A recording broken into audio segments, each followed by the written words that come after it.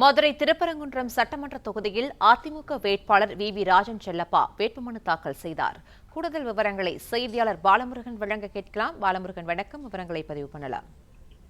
வணக்கம். தேசிய ஜனநாயக கூட்டணியில் அதிமுக சார்பில் திருப்பரங்குன்றம் சட்டமன்ற தொகுதியில் போட்டியிடுவதற்காக தனது வேட்பு மனுவை தாக்கல் செய்தார் திருப்பரங்குன்றம் சட்டமன்ற உறுப்பினர் ராஜன் செல்லப்பா.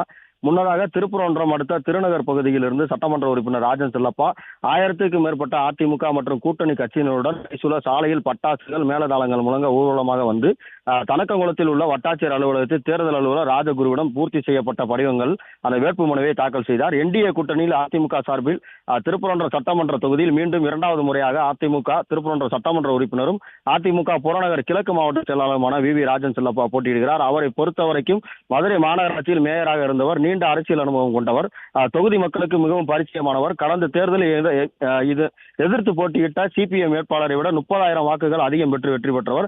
தேசிய அளவில் கவனம் பெற்ற தொகுதியாக திருப்பரங்குன்றம் தொகுதி பார்க்கப்படுகிறது. தொகுதியை பொறுத்தவரை அதிமுகவுக்கு சாதகமான தொகுதியாக இருந்து வருகிறது. 2 இடைத்தேர்தல் உட்பட 17 தேர்தல்களை சந்தித்திருக்கிறது. 9 முறை அதிமுகவும் 5 முறை திமுகவும் 2 முறை காங்கிரஸ் 1 முறை தேமுதிகவும் தொகுதியை கைப்பற்றியுள்ளனர்.